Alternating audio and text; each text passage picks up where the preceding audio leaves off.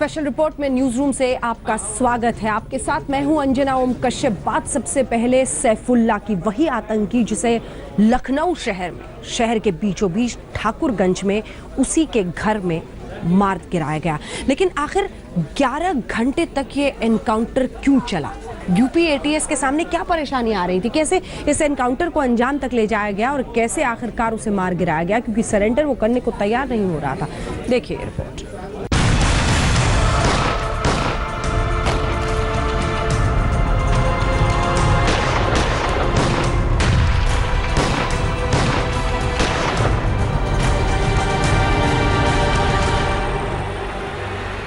ISIS के साथ भारत में पहला एनकाउंटर। 11 घंटे तक आतंकी से एटीएस की मुठभेड़। 11 घंटे तक चला एटीएस का ऑपरेशन। 11 घंटे बाद बगदादी का गुर्गा सैफुल्ला ढेर। लखनऊ के ठाकुरगंज का यह मकान आईएसआईएस के आतंकी सैफुल्ला के लिए किसी बंकर से कम नहीं था। भीतर आतंकी बैठा था और बाहर एटीएस ने इस पूरे मकान को घेर रखा था। 11 घंटे तक उसने एटीएस को खूब छकाया। दोनों तरफ से जमकर गोलीबारी हुई। आखिरकार आईएसआईएस सरगना बगदादी का भारत में बैठा गुर्गा सैफुल्ला अपने अंजाम तक पहुंच गया। पुलिस के द्वारा भी जो एक विधिवत, रिस्ट्रेंट और लिमिटेड जो एक टैक्टिक्स के अनुसार उसके ऊपर उसके रूम में टीयर गैस शेल्स फेंके गए ताकि वो बाहर निकले, कमरे से बाहर निकल के आए, परंतु वो ऐसा नहीं किया और लगातार उसने फायर किए। इसी दौरान जो एक्सचेंज ऑफ फायर हुआ उसमें उसकी मृत्यु हुई। मंगलवार शाम 4:15 बजे लखनऊ के ठाकुरगंज इलाके की हाजी कॉलोनी में गोलियों की आवाज गूंजी थी। एक घर को 20 स्पेशल कमांडोज ने घेर रखा था। कमांडो भीतर घुसना चाहते थे, लेकिन भीतर से गोलियां चल रही थी। देखते ही देखते वहां भीड़ जमा हो गई। कमांडोज ने आम लोगों से अपील की कि वो अपने घरों से बाहर न निकले, जबकि मकान में छिपे बैठे संदिग्ध को बाहर निकालने के लिए एटीएस ने मकान के भीतर टीयर गैस और मिर्ची बम फेंके। शाम 5 बजे तक साफ हो चुका था कि मकान के भीतर से गोली चला रहा शख्स आईएसआईएस का आतंकी सैफुल्ला है। एटीएस ने उसे सरेंडर करने के लिए कहा, लेकिन मकान के भीतर बैठे सैफुल्ला ने साफ कर दिया कि वो सरेंडर नहीं करेगा। शाम करीब 5:45 बजे एक बार फिर से पुलिस ने सैफुल्ला को मकान से बाहर निकालने के लिए आंसू गैस के गोले और मिर्ची बम घर के भीतर फेंके, लेकिन सैफुल्ला पर कोई असर नहीं हुआ। अब तक ये साफ हो चुका था कि सैफुल्ला मकान के भीतर अकेला ही है, लेकिन एटीएस जबरन अंदर नहीं घुसी। आतंकी से सरेंडर करने की अपील जारी रही। एटीएस उसे जिंदा पकड़ना चाहती थी।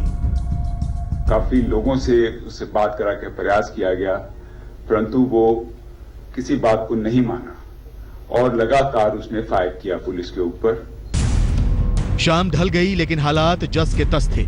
पुलिस ने मौके पर जनरेटर मंगवा लिया। रोशनी हो गई। रात 8 बजते बजते एटीएस ने दीवार तोड़ने के लिए गैस कटर मंगवा लिया। इसके बाद छत को भी कटर से काटने की कोशिश की गई। सैफुल्ला के साथ एटीएस की आंख मिचौली चलती रही। दोनों तरफ से गोलीबारी चलती रही। देर रात एटीएस के कमांडो घर के भीतर दाखिल हो गए, जिन पर सैफुल्ला ने फायरिंग कर दी। को जीवित हम गिरफ्तार कर पाए। इसके परिवार से बात कराई, फोन मिला करके इसको लगातार हमने काउंसिल किया, नेगोशिएट किया इसके साथ में। जब नई बात बनी तो फिर हमने चिली बॉम्ब और टीयर गैस जैसे केमिकल्स यूज किए इसको स्मोक आउट करने के लिए। कि ये सारी टैक्टिक्स हमारी सफल नहीं हुई और ये अंदर से लगातार फायर करता रहा। बुधवार तड़के 3 बजे सैफुल्ला की कहानी खत्म हो गई। एटीएस ने उसे मुठभेड़ में मार गिराया। एटीएस के जवानों ने मकान के भीतर जाकर देखा तो आईएसआईएस आतंकी सैफुल्ला मारा जा चुका था। ये सारी टैक्टिक्स हमारी सफल नहीं हुई और ये अंदर से लगातार फायर करता रहा।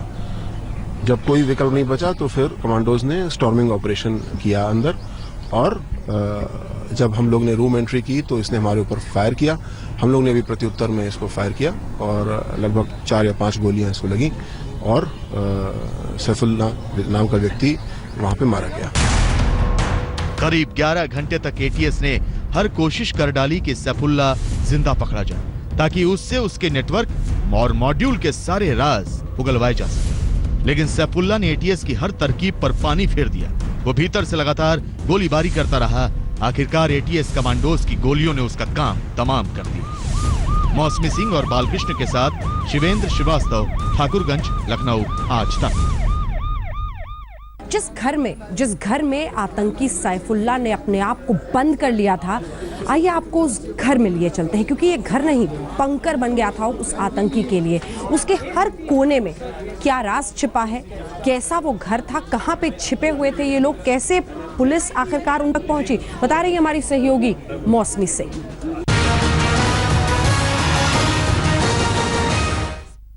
आप देख सकते हैं कि यहाँ जो बगल में मस्जिद है उसके पीछे फायरिंग की आवाज भी हुई और जबरदस्त टीयर गैस फेंकी गई। पुलिस के एसएसपी जो साहिबा है वो वहाँ पे तैनात है और टीयर गैस की जो बौछार है वो इस कदर थी कि सड़क पे चलना मुश्किल हो गया। पीछे की तरफ से घर की अंदर जाने की एक कोशिश हो रही है और लगातार ताजा राउंड चिली पाउडर और टीयर गैस का फेंका जा रहा है। लगभग 11:10 पे एक बार फिर से ऑपरेशन शुरू होता है, फायरिंग शुरू होती है। 1 घंटे पहले टीयर गैस इस्तेमाल की थी, अब जो है 11:10 पे रात के 11:10 पे फायरिंग के राउंड्स शुरू होते हैं और घर के अंदर ज़ोर से फायरिंग की आवाज़ें आ रही हैं। ज़ाहिर तौर पे जो एटीएस की टीम है वो फायरिंग अंदर ज़रूर कर रही होगी और अभी भी करीबन 6-7 घंटे से ऊपर हो गया है पर ऑपरेशन चल रहा है। जाहिर तौर पे एटीएस कोई कोताही नहीं बरतना चाहती, इसलिए लगभग 8-10 राउंड से ज़्यादा फायर अंदर सुनाई दिए गए हैं। रात के 12:30 बज रहे हैं और इस वक्त भी हाजी कॉलोनी में जो ऑपरेशन है वो लगातार चल रहा है। तमाम पुलिसकर्मी अंदर है और पूरे इलाके में आप देखिए तो बिजली गुल है। जाहिर तौर पे बिजली जानबूझ के गुल की गई है ताकि किसी भी इनोसेंट आदमी को, किसी भी सिविलियन को टारगेट आतंकी ना बना सके। लखनऊ की हाजी कॉलोनी का यही वो घर है जहां पे एटीएस ने अपने ऑपरेशन को अंजाम दिया। आप अगर इसके पीछे का साइड देखें तो यहाँ पे एक भी खिड़की आपको नजर नहीं आएगी। पत्थर ईंट लगी है, प्लास्टर नहीं हुआ है, पर इतनी बड़ी दीवार है इसमें एक भी खिड़की नहीं है, कहीं से रोशनी जाने का जरिया नहीं है। और अगर ये जो गड्ढा आप जो देख रहे हैं बड़ा सा बनाया हुआ और एक छोटा गड्ढा ऊपर नजर आ रहा होगा आपको, ये वो गड्ढा है जिसके जरिए रात के 2:30 बजे एटीएस ने कैमरा डाला था। पहले इसको ड्रिल किया गया और इसको ड्रिल करने के बाद यहाँ से कैमरा डाला देखने के लिए कि आखिर आतंकी अंदर क्या हरकत कर रहा है। हालांकि अभी प्लाई लगाई हुई है। आइए आपको दिखाते हैं ये घर किस इलाके में है। ये पूरा रिहायशी इलाका है। आप देखिए पूरे इर्द गिर्द मकान ही मकान है। यहाँ पे एक ड्रिल किया गया था, आप देख रहे हैं इस ड्रिल पे एक लकड़ी रखी गई है और ये वो ड्रिल है जिसके जरिए आंसू गैस के गोले और मिर्ची पाउडर फेंका गया। ये पीछे बाथरूम का इलाका है और दीवार आपको नजर आ रही है। ये वही दीवार है जो हम आपको दिखा रहे थे, छेद। ये स्टोर में खुलता है वो छेद। और यहाँ पे एक पल्सर नहीं, ये खड़ी हुई है डिस्कवर मोटरसाइकिल खड़ी हुई है जिसका नंबर प्लेट यहाँ नजर आ रहा है CP9704। चप्पल और कपड़े पड़े नजर आएंगे। एक बिस्लरी की बोतल भी नजर आ रही है। इस तरफ भी एक चप्पल पड़ी नजर आ रही है। इसी रूम में जब लगातार गोले फेंके गए तो उसके बाद उसने स्टोर का रुख किया और स्टोर में गोले फेंकने के लिए फिर पीछे ड्रिल किया गया। ये छत से हम आपको एक्सक्लूसिव तस्वीरें दिखा रहे हैं, कोई अभी इस छत पे नहीं पहुंच पाया। उस घर में क्या कुछ मिला, क्योंकि आतंकी को तो मार गिराया गया, लेकिन उसके बाद जो बरामदगी हुई है उससे बहुत सारे अहम सबूत मिल रहे हैं जो साफ साफ इशारा करते हैं कि साजिश बड़ी थी। देखिए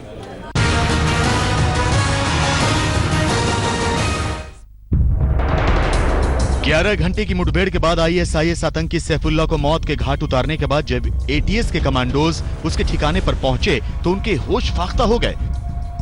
सैफुल्ला तो तबाही मचाने के साजो सामान से पूरी तरह लैस था। उसके पास से पिस्टल, चाकू, बम बनाने के साजो सामान के साथ ही ढेर सारे मोबाइल और सिम कार्ड भी बरामद हुए। जो बरामदगी हुई है उसमें IS इस्लामिक स्टेट का झंडा मिला है, उसके साथ लगभग 8 रिवॉल्वर मिली है, अमोनियम नाइट्रेट मिला है और सबसे महत्वपूर्ण भारत का नक्शा, भारतीय रेलवे का नक्शा मिला है। यानी कि जिस तरह से इसके तार मध्य प्रदेश की ट्रेन में हुए धमाके से जोड़े जा रहे थे, उसके पुख्ता होने के पूरे आसार दिख रहे हैं। बगदादी के इस गुर्गे के पास से आतंक के कौन कौन से साजो सामान मिले, चलिए हम आपको उनकी फहरिस्त दिखाते हैं। ISIS का झंडा, भारतीय रेल का नक्शा, 8 पिस्टल, 650 राउंड जिंदा कारतूस, भारी मात्रा में विस्फोटक, छोटे बड़े कई चाकू, बम बनाने का साजो सामान, लोहे के पाइप, तार, लोहे की गोलियां, 8 से ज्यादा मोबाइल, कई सिम, कई ताले, चाबियों के गुच्छे, ATM कार्ड, कैश, कंपास, कई डायरी, किताब, रस्सियां, फोटो लगा स्टाम्प पेपर, 2 पासपोर्ट और ढेर सारी दवाइयां। हालांकि यूपी पुलिस ने यह साफ किया है कि सैफुल्लाह का ISIS के नेटवर्क से सीधे जुड़ाव के सबूत नहीं मिले हैं। आज के युग में ISIS से कई लोग सेल्फ रेडिकलाइज हो जाते हैं। कोई भी ऐसा हमारे पास प्रमाण नहीं है कि हम कहें कि ये किसी से संबंधित थे, परंतु आज के टाइम में वेबसाइट्स के दौरान के माध्यम से, सोशल मीडिया के माध्यम से ये लोग अपने आप को लगातार, कुछ लोग, कोई भी यूथ हो सकता है इसमें, ये लगातार उस मटेरियल को, लिटरेचर को पढ़ते हैं और पढ़ने के बाद उसी मेन स्ट्रीम में, उसी धारा में बहने लगते हैं। बहरहाल सैफुल्लाह के पास से जो साजो सामान मिला है उससे साफ है कि आतंकी कोहराम मचाने का पूरा साजो सामान लेकर आए थे। इससे पहले कि वो अपने इरादों में कामयाब हो पाते, सुरक्षा एजेंसियों ने उनका चक्रव्यूह तोड़ दिया। मौसमी सिंह के साथ शिवेंद्र श्रीवास्तव, लखनऊ, आज तक।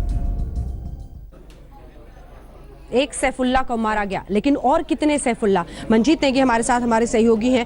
मंजीत, क्या खबर है? क्या और भी लोगों को इसी तरह से जीरो इन किया जा रहा है? देखिए अंजना, सेंट्रल जो एजेंसी है उनको इस बात का खतरा है कि 20 से ज़्यादा ऐसे युवक हैं जो IS के संपर्क में हैं, जो सीरिया गए हैं, उनको ट्रैक किया जा रहा है कि वो क्या वापस लौटने के बाद यहाँ पर इस तरह के हमलों को अंजाम दे सकते हैं। खासतौर से बांग्लादेश में हाल के दिनों में कुछ ऐसे युवक लौटे हैं जिनकी जानकारी केंद्रीय एजेंसियों के पास है। महत्वपूर्ण है, क्योंकि अगर ऐसे और भी लड़के हो सकते हैं जो आतंकी साजिशों में शामिल हैं, जीरो इन करने की पूरी कोशिश है सेंट्रल एजेंसीज की तरफ से। ब्रेक के लिए रुक रहे हैं, लेकिन ब्रेक के उस पार आपको दिखाएंगे सैफुल्लाह, आतंकी सैफुल्लाह का पिता उनका शव लेने को तैयार क्यों नहीं। घर जोड़ा, लेकिन घर छोड़कर आतंक से नाता जोड़ा। कुछ यही है सैफुल्लाह आतंकी की कहानी।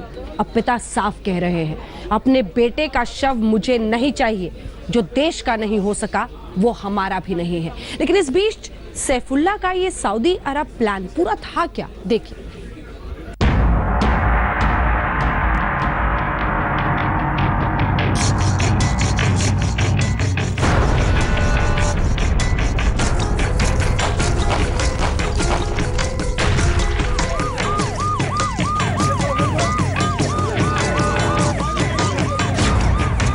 ग्यारह घंटे के ऑपरेशन में ढेर हुआ ISIS का आतंकी। आतंक के सैफुल्लाह को यूपी ATS ने मार गिराया। हमें अफसोस सिर्फ इस बात का है कि ये काम गलत किया, अगर हम उनकी लाश तक लेना। सैफुल्लाह के पिता ने किया डेड बॉडी लेने से इनकार।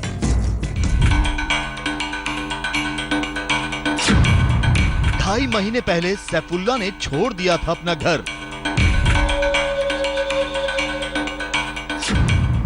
एनकाउंटर से पहले सैफुल्लाह ने कही थी सऊदी अरब जाने की बात।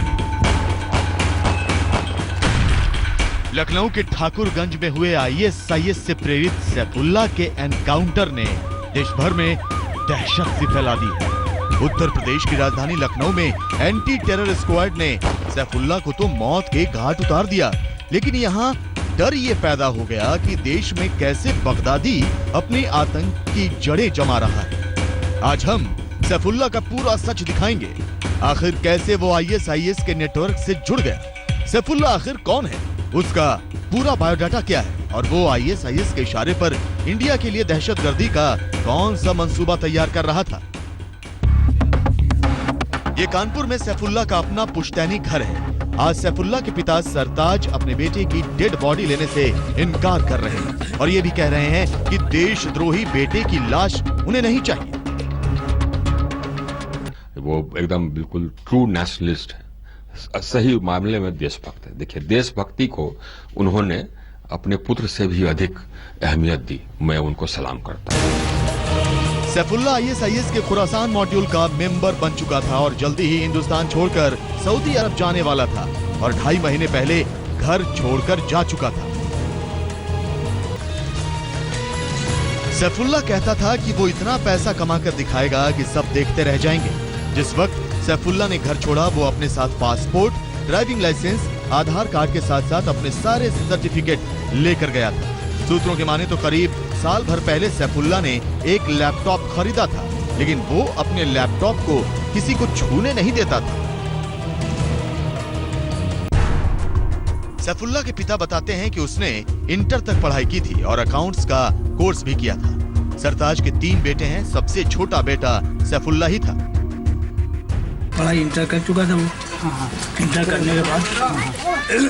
करने के बाद वो थोड़ा अकाउंट का काम करने लगा था। अकाउंट का काम करने के बाद उनसे कहा गया कि भैया ऐसा है कि तुम काम तलाशो। काफ़ी काम आम गए वो हम लोग तलाशते हैं, तलाश भी करो, लेकिन वो काम आम भी ज़्यादा ध्यान नहीं देते। 2-2.5 महीने पहले तो हमने उनको बहुत डांटा और डांटने के बाद उनको मारा। यूपी ATS ने 25 साल के सैफुल्ला का तो चैप्टर क्लोज कर दिया, लेकिन इंडिया में बगदादी के नेटवर्क की किताब कितनी मोटी है, अब सुरक्षा एजेंसियां उसे पढ़ने की कोशिश कर रही हैं। मौसमी सिंह के साथ शिवेंद्र श्रीवास्तव, लखनऊ, आज तक।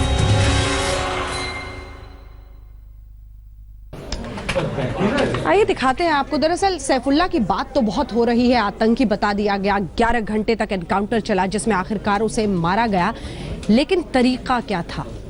कैसे किराए के एक घर से आतंक की ये पूरी साजिश वो रच रहा था? उसका बंकर और अंदर का सच, जिससे मिलते हैं उसके प्लान के सुराग। देखिए।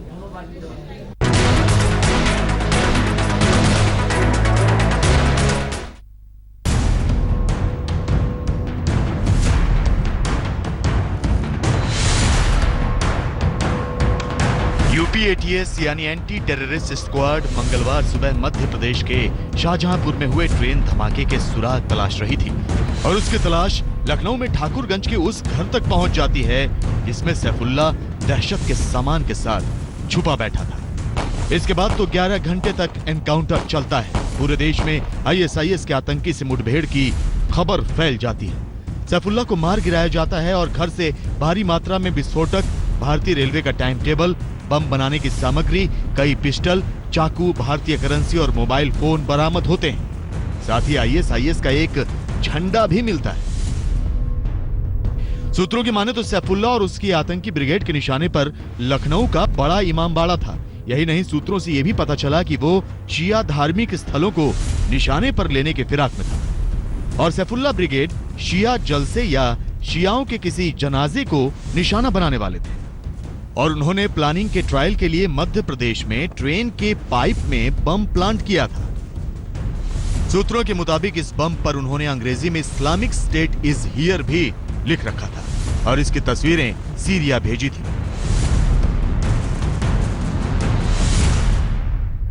इंटरनेट के माध्यम से ही कैसे असलहा बनाया जाना है, कैसे बम बनाया जाना है, IED बनाया जाना है, कैसे किस प्रकार से उसको प्लांट करना है, इसके बारे में वो स्टडी करते रहते थे। जिस घर में सैफुल्ला मारा गया वहां उसने कमरा किराए पर ले रखा था। आज तक की टीम ने यह भी पता लगाया कि आखिर वो घर अंदर से कैसा बना है। आज तक की टीम ने उसी मकान में रह रहे दूसरे किराएदार महबूब अली से बात की। पूरे घर में 4 कमरे हैं, एक आंगन है जी। जब लोहे की गेट जो सामने लगी है, उस गेट से जब भीतर घुसते हैं तो किस तरह का नक्शा है घर का? बीच में गैलरी है, दोनों तरफ मकान है, बीच कमरे हैं, आगे 2 कमरे हैं, बीच में आंगन है, पीछे फिर 2 कमरे हैं। आगे के जो कमरे हैं वो मैं ले रखा हूँ। 2 कमरों में आप रहते थे? जी जी। और बीच में जो आंगन है, आंगन के बाद 2 कमरे हैं। एक कमरे में वो रह रहा था सैफुल्ला, जो अभी आतंकवादी बताया गया, सैफुल्ला जी। और एक कमरा, चौथा कमरा खाली था। उत्तर प्रदेश में आखिरी दौर के मतदान से ठीक पहले राजधानी लखनऊ में आईएसआईएस के आतंकी को मार गिराना एक बड़ी कामयाबी है। अब सैफुल्ला और आईएसआईएस का पूरा मॉड्यूल ध्वस्त हो चुका है और देश भर में सुरक्षा एजेंसियां सतर्क हो चुकी हैं। लखनऊ से बालकृष्ण के साथ आज तक ब्यूरो। हिंदुस्तान के दुश्मनों का खुरासान ग्रुप, क्या है ये खुरासान ग्रुप? किन देशों को मिलाकर एक अलग इस्लामिक स्टेट की बात कर रहे थे? हिंदुस्तान भी उसमें शामिल है। देखिए ये रिपोर्ट।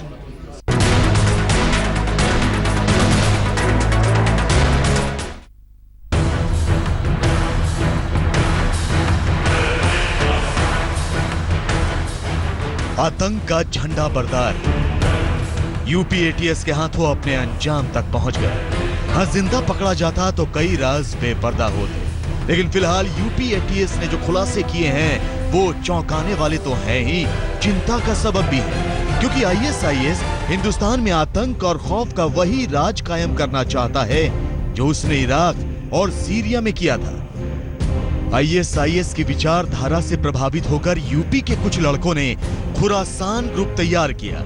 जी हाँ, the Islamic state of Khorasan. फिर सोशल मीडिया के जरिए इसका प्रचार प्रसार करने में जुट गए। मध्य प्रदेश के शाहजहांपुर में हुए ट्रेन बम धमाके को अंजाम देने के बाद उत्तर प्रदेश के अलग अलग जगहों पर आतंकी वारदात करने की फिराक में थे। देखिए आईएसआईएस के इस खुरासान मॉड्यूल के वो चेहरे जो भारत में खौफ का साम्राज्य स्थापित करने के मंसूबे पाले बैठे थे। कानपुर का रहने वाला आतिफ मुजफ्फर मास्टरमाइंड था, जिसके संपर्क में वहीं का बाशिंदा गौस मोहम्मद खान, अलीगढ़ का दानिश अख्तर, कानपुर का अजहर खलीफा, कानपुर का ही सैफुल्ला अली, कानपुर का फैजल खान और हमजा खान के अलावा इटावा का फक्रे आलम था। अजहर के जरिए आतिफ तक हथियार सप्लाई की जाती थी, जिसे आगे ग्रुप के दूसरे सदस्यों में बांटा जाता।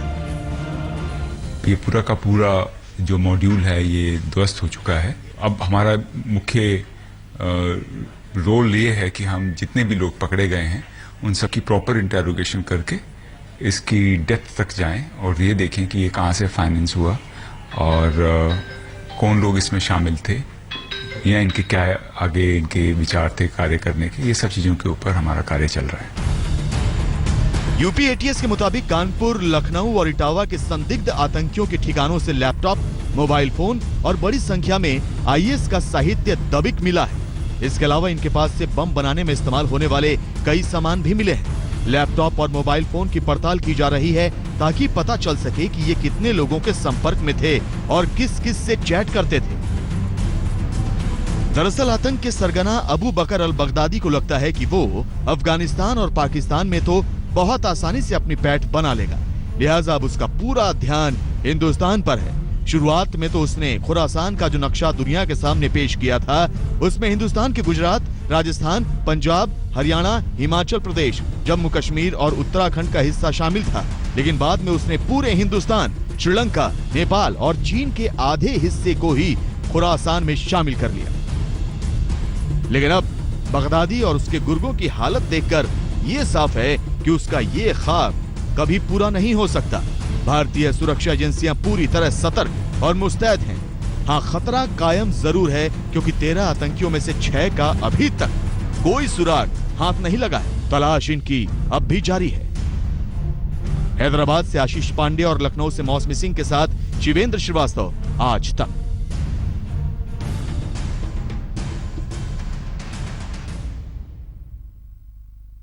खुरासान प्लान, इस प्लान में कई देशों को शामिल किया गया है, उनमें से एक हिंदुस्तान भी है। खुरासान प्लान यानी एक इस्लामिक स्टेट बनाने की ये कोशिश, ये ख्वाब कह लीजिए, जिसमें आतंकी चाहते हैं कि कुछ देशों को उसमें शामिल किया जाए, उनमें से एक हिंदुस्तान भी है। नापाक साजिश का ये तार हिंदुस्तान तक जुड़ता हुआ देखिए।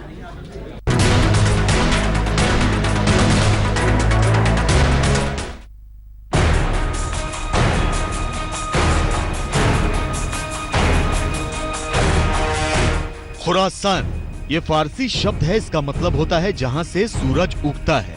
ख्वार मतलब सूरज और आसान मतलब आने वाला या उगना। दरअसल खुरासान नाम 3री या 4थी सदी में ईरान के नॉर्थ ईस्ट में मौजूद एक तारीखी सूबे को दिया गया था।